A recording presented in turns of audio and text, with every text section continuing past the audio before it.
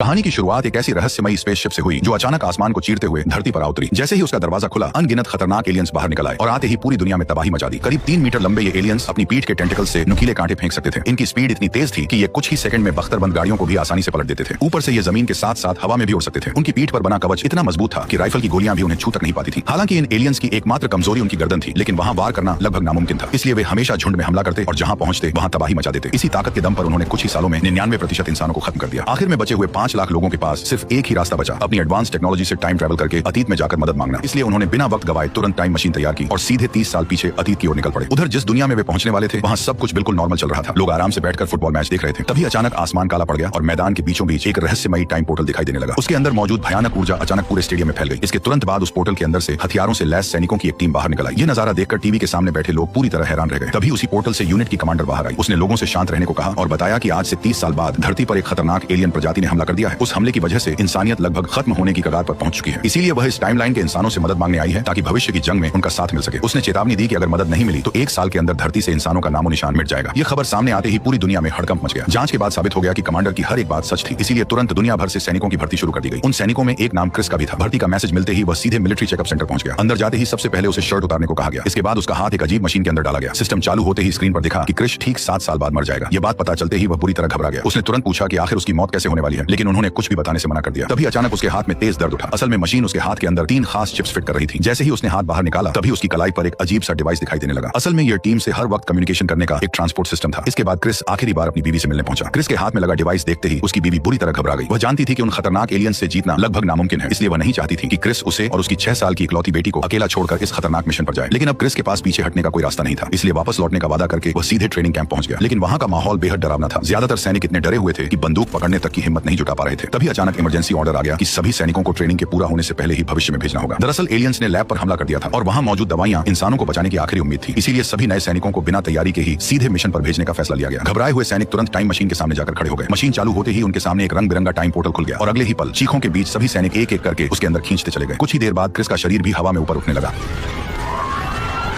तभी ट्रांसपोर्ट में अचानक गड़बड़ी आ गई और पोर्टल जमीन की बजाय हजारों किलोमीटर ऊपर खुल गया। अगले ही पल सभी सैनिक बिना पैराशूट के आसमान से नीचे गिरने लगे। कई लोग तो गिरते ही अपनी जान गंवा बैठे, लेकिन क्रिस की किस्मत अच्छी थी। वह सीधे एक ऊंची बिल्डिंग के स्विमिंग पूल में जा गिरा। हालांकि उसके ऊपर दूसरे लोग भी आकर गिरे, फिर भी उसे ज्यादा चोट नहीं आई। पानी से बाहर आते ही क्रिस ने तुरंत आसपास बचे लोगों को गिनना शुरू किया, लेकिन वहां 100 से भी कम लोग जिंदा थे, जबकि ट्रांसपोर्ट किए गए लोग हजारों में थे। ऐसे में सवाल यही था कि इतने कम लोग उन खूंखार एलियंस से लड़ेंगे कैसे। तभी उनके कम्युनिकेशन डिवाइस पर हेडक्वार्टर से एक नया ऑर्डर आया। उन्हें तुरंत रिसर्च लैब पहुंचकर वहां बची हुई दवाइयां वापस लाने को कहा गया। इसी बीच क्रिस को इस मिशन का लीडर बनाया गया और उसे साफ चेतावनी दी गई कि समय बहुत कम है, क्योंकि सिर्फ 10 मिनट बाद एयरफोर्स पूरे शहर पर बम गिराकर एलियंस को खत्म करने वाली है। ये सुनते ही क्रिस अपनी टीम के साथ तुरंत लैब की तरफ निकल पड़ा। रास्ते में उन्हें हर तरफ सिर्फ इंसानों की लाशें ही लाशें नजर आईं। पीछे से